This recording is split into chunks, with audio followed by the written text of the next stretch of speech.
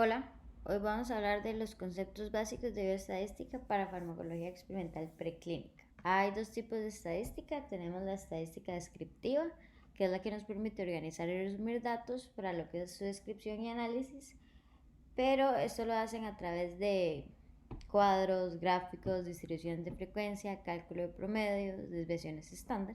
Y tenemos la estadística inferencial. La estadística inferencial es la que nos va a permitir tomar decisiones a partir de los datos que vamos a tener.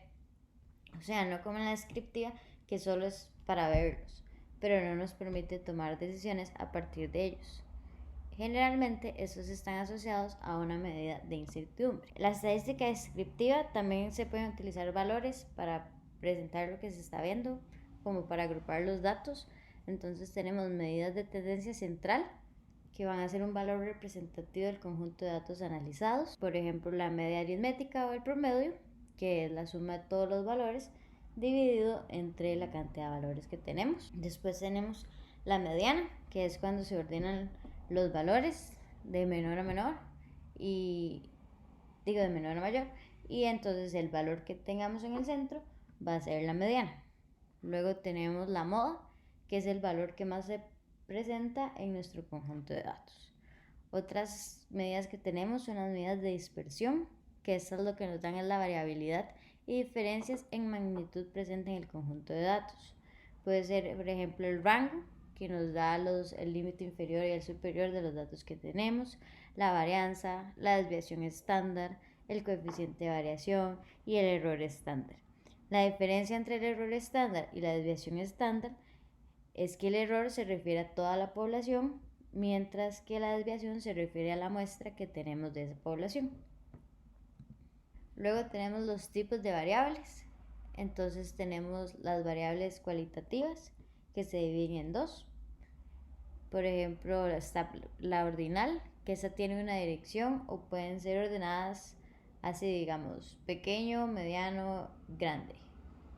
O tenemos las nominales, que son atributos que son excluyentes. Por ejemplo, hombre y mujer, anciano, niño. Entonces ven que usted no puede hacer las dos a la vez. Luego tenemos las variables cuantitativas, que son numéricas. Entonces vamos a tener las discretas y las continuas. Las discretas son aquellas que solo toman ciertos valores aislados, pero generalmente son números enteros. Por ejemplo, número de hijos. Entonces usted no puede tener 0.3 hijos o medio hijo, ¿no? Entonces las discretas son números enteros. Y luego tenemos las continuas, que pueden tomar cualquier valor dentro de un intervalo. Entonces generalmente se obtienen por medición. Por ejemplo, la altura de una persona en centímetros, que sí se puede medir 148 centímetros o 149.5.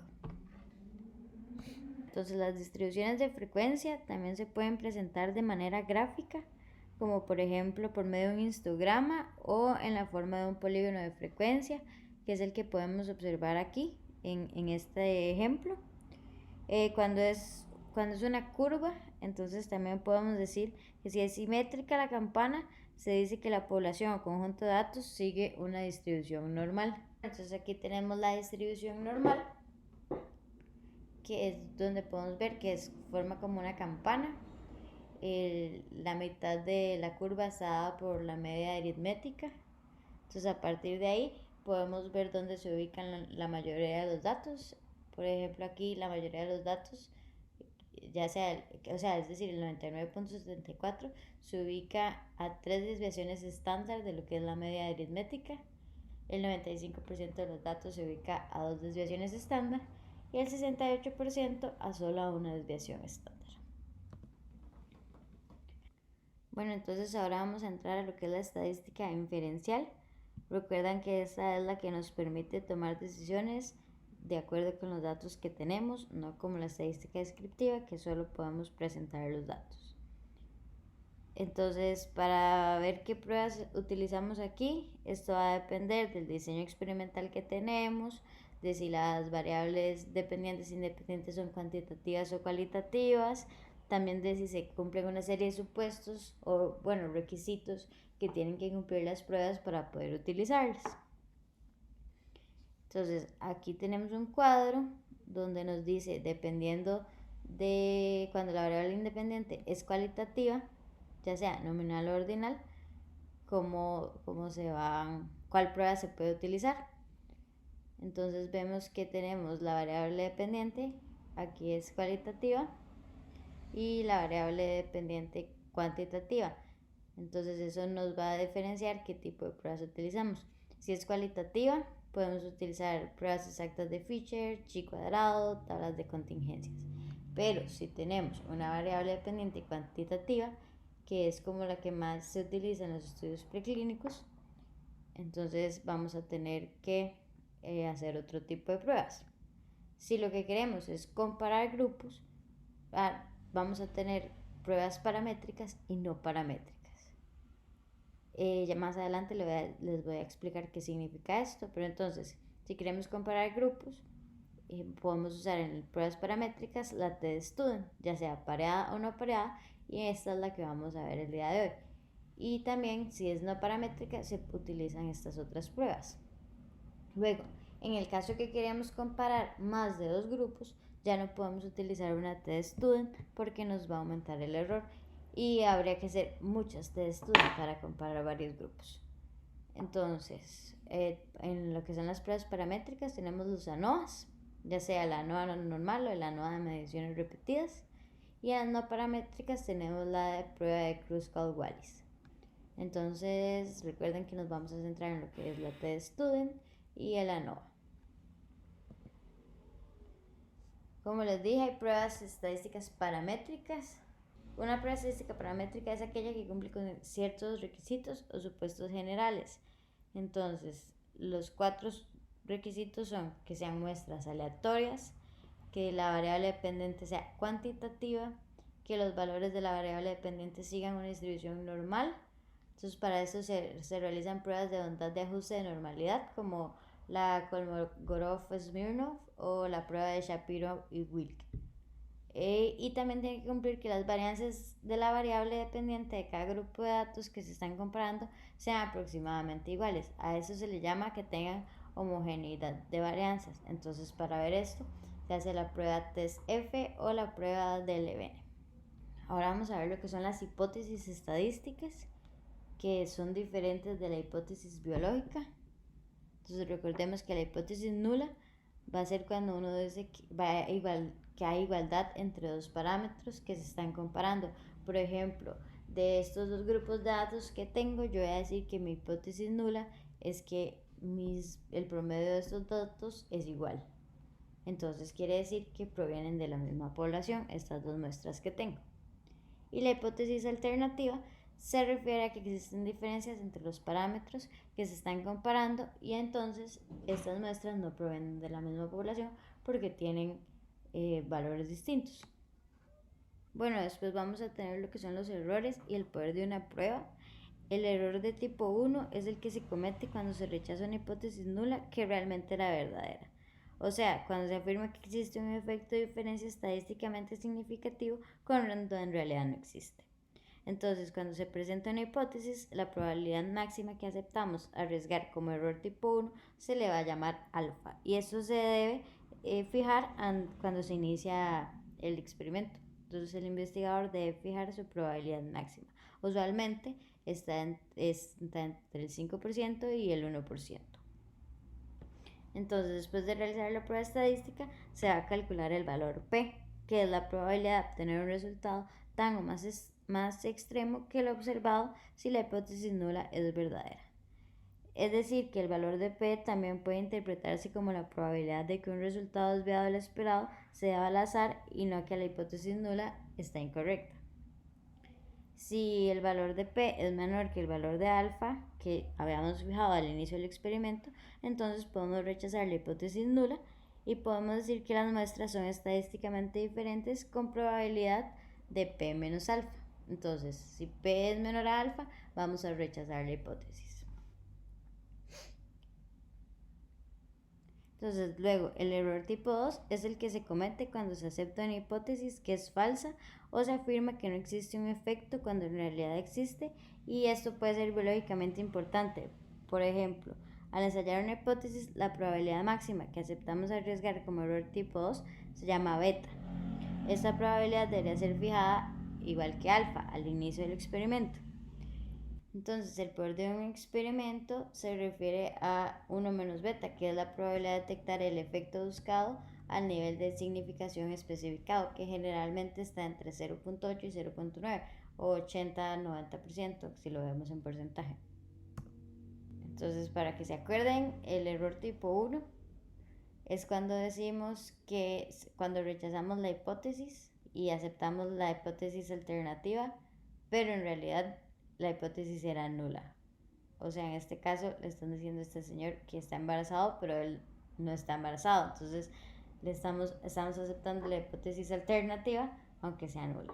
Y el error tipo 2 es cuando rechazamos, o sea, aceptamos la hipótesis nula, decimos que no hay diferencias, pero en realidad sí las hay. Bueno, entonces ahora vamos a ver lo que son las pruebas que les dije al inicio. Entonces primero vamos a ver la prueba test student.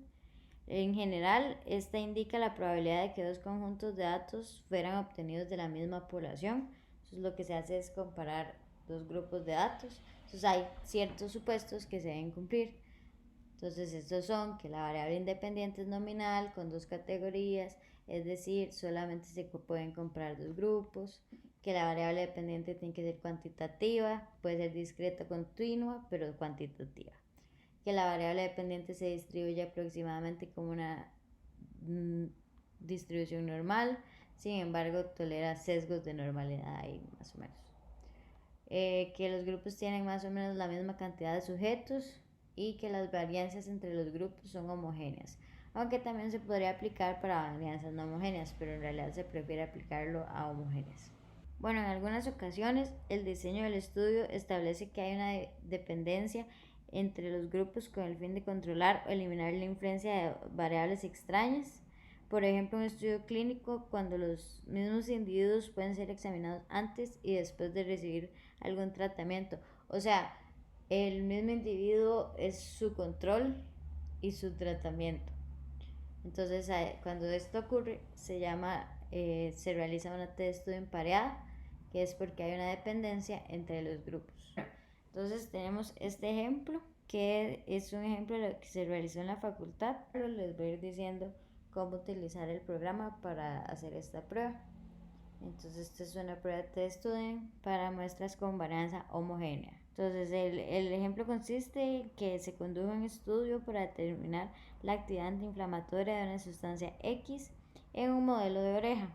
Para ello, se aplicó de manera tópica un agente proinflamatorio, o se le llama TPA, en la oreja derecha de un grupo de ratones. 10 minutos después, se aplicó la sustancia X de manera tópica en la oreja derecha. Había un grupo control que no se le aplicó la sustancia X, sino lo que se le aplicó fue PBS. Entonces también después se les aplicó eutanasia y se tomaron las dos orejas y se pesaron, entonces se obtuvo un porcentaje de inflamación. Entonces aquí tenemos dos tratamientos y tenemos el porcentaje de inflamación de cada uno de estos tratamientos. Bueno, entonces nos preguntan si es posible concluir con base en estos datos que la sustancia X posee un efecto antiinflamatorio. Entonces, para esto vamos a utilizar el programa GraphPad para hacer este tipo de pruebas. Entonces veamos, cuando ustedes inician el programa, les sale esta ventana. Entonces tienen que elegir la opción que diga columna y que no tenga muestras de ejemplo y ya le dan crear. Entonces ahí está, les va a salir así y ahí es como vamos a empezar a tratar los datos y analizarlos. Bueno, entonces yo ya tengo aquí los datos del ejemplo. Ven que está por columnas, aquí tenemos el control y aquí tenemos el que tiene el tratamiento. Entonces solo tenemos que ir aquí y darle a analizar. Aquí donde dice análisis de columna, le ponemos que es una prueba T. Nos dice que cuáles datos tienen que ser estos dos. Le damos que ok. Nos pregunta si pareado o no pareado, entonces le damos que no pareado porque teníamos dos grupos de animales, ¿verdad? Los del control y los del tratamiento. Entonces en realidad no dependen uno del otro. Vamos a usar una prueba paramétrica y ya no hay que tocar nada más, solo le damos OK. Entonces ya aquí nos va a decir, ven que si venimos aquí, esta es la prueba de F, que nos va a decir si las varianzas son homogéneas o no homogéneas.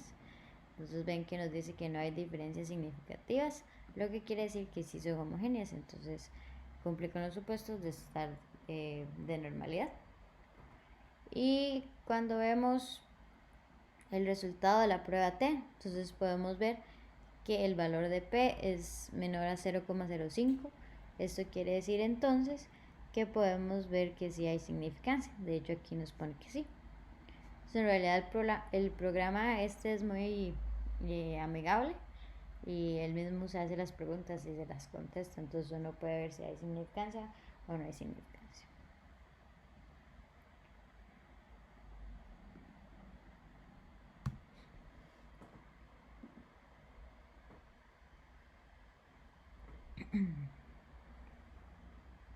Bueno, entonces, luego de realizar el análisis en el programa, vemos que los resultados indican que las varianzas de los grupos son homogéneas, de acuerdo con el test de F, y también vemos que la prueba de T-Student indica que existe diferencia significativa entre las medias de las poblaciones que estamos estudiando. Entonces, con esto podemos decir que desde la perspectiva biológica podemos concluir que la sustancia X tiene efecto antiinflamatorio en el modelo utilizado con un nivel de significancia menor a 0,001. Entonces ahora tenemos un ejemplo, pero en este caso las muestras sí son pareadas porque tenemos al mismo animal le aplicamos dos tratamientos. Bueno, no dos tratamientos, sino que le hacemos dos pruebas.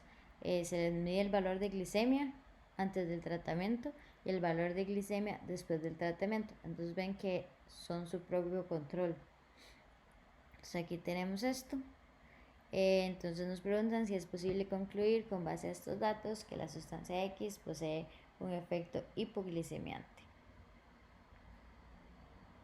Entonces nos vamos al programa. En este caso otra vez vamos a tener el valor de glicemia antes del tratamiento y los valores de glicemia después del tratamiento, o sea la sustancia X. Y para esto tenemos que darle a analizar de nuevo. Queremos una prueba T entre estos dos grupos, pero en este caso sí está pareado, entonces lo cambiamos aquí y eso es todo lo que tenemos que cambiar y ya le damos que OK. Entonces esto es lo que nos da los valores y ven que el valor de P era menor a 0,5, entonces esto nos dice que sí había significancia.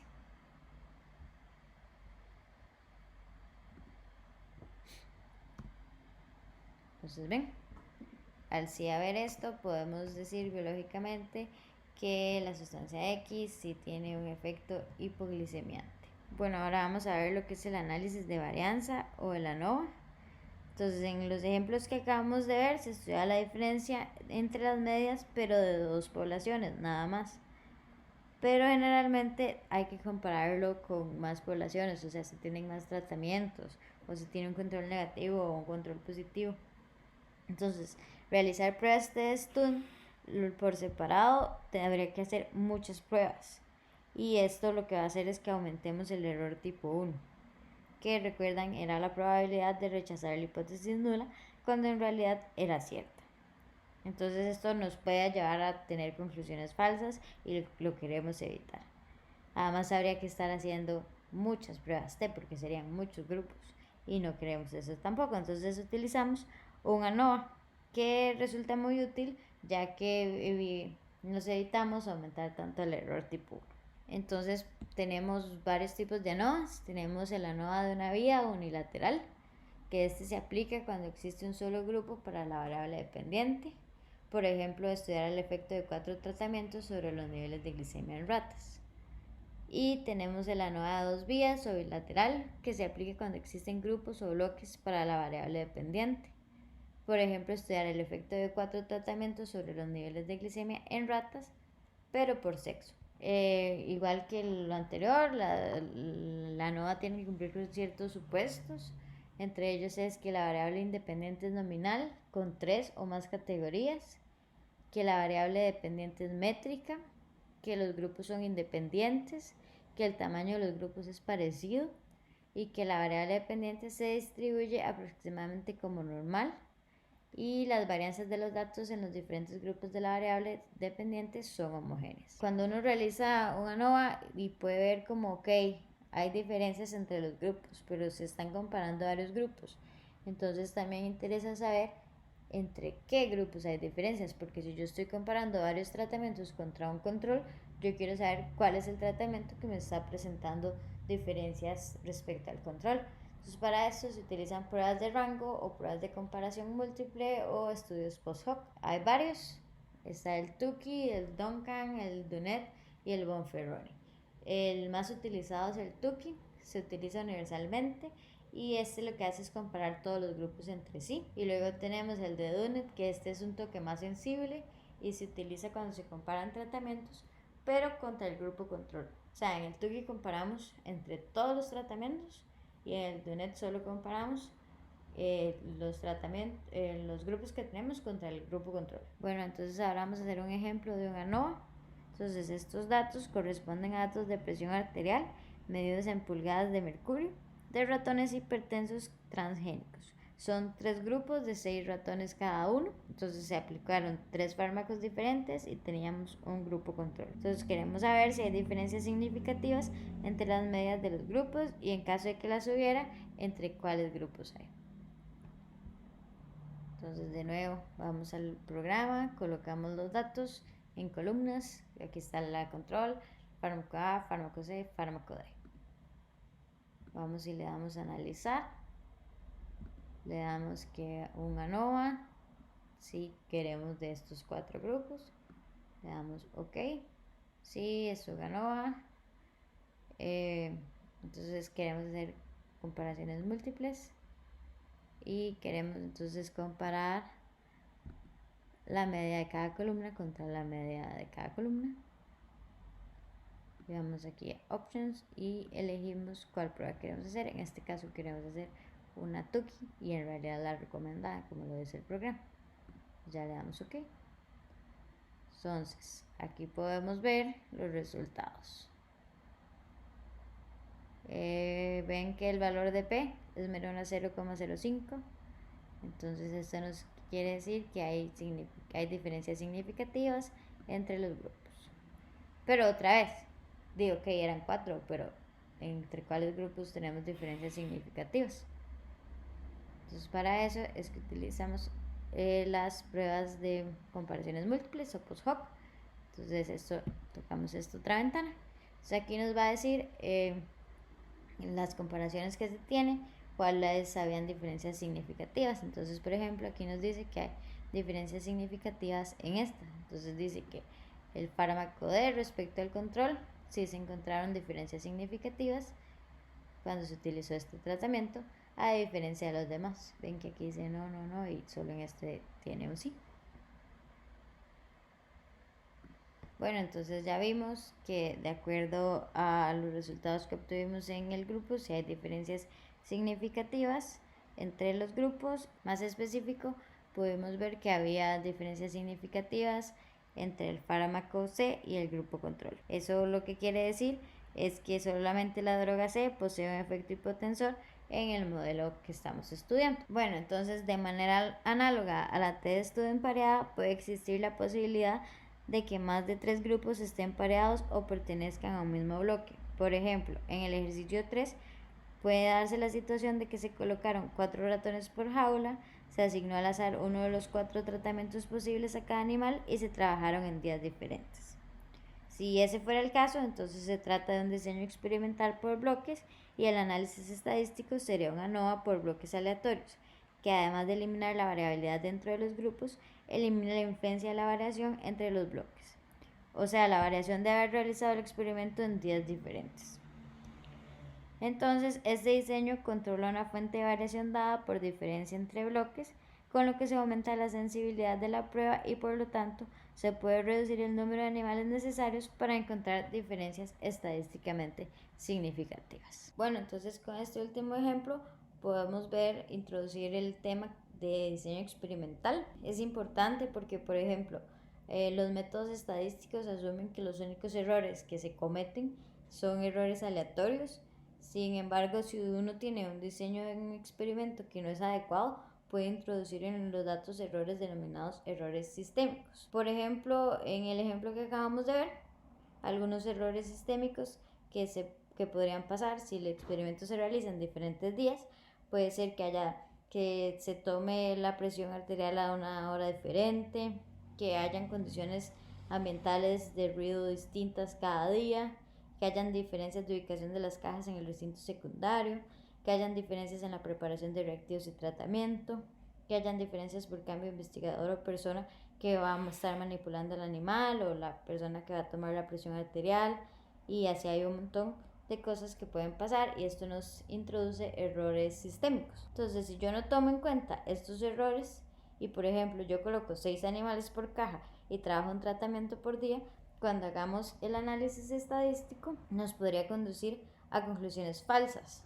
Por ejemplo, puede ser que el día 2, no sé, decidieron construir algo, entonces aumentó el ruido y eso me generó que los animales se me estresaran más, y que cuando yo les medí la presión arterial la tuvieran más alta que el día anterior cuando había menos ruido. Entonces todo esto hay que tenerlo en cuenta cuando uno hace su diseño experimental. De hecho, las técnicas de diseño experimental tratan de utilizar planteamientos experimentales y se tienen que hacer antes de realizar el experimento, y sobre todo tratando de eliminar fuentes de error sistemático. Bueno, entonces cuando uno tiene un adecuado diseño experimental, se asegura que los animales que reciben cierto tratamiento no difieren de forma sistémica de otros que reciben otro tratamiento, o que la metodología del experimento no varía de un animal a otro. Esto es fundamental porque considera todas las fuentes posibles de error sistemático, ya que, como antes dijimos, las pruebas estadísticas no son robustas ante este tipo de errores y nos podrían conducir falsas conclusiones. Además, cuando uno tiene un adecuado diseño experimental, entonces esto le permite reducir el número de animales que va a estar ocupando para que su experimento tenga diferencias significativas. Entonces, también por eso es bueno tener un buen diseño experimental. Bueno, también la variabilidad de las respuestas presentadas por los animales va a depender de factores genéticos y ambientales. Y si esto no es controlado y no es segregado correctamente en el diseño experimental, puede introducir vicios que invaliden las conclusiones.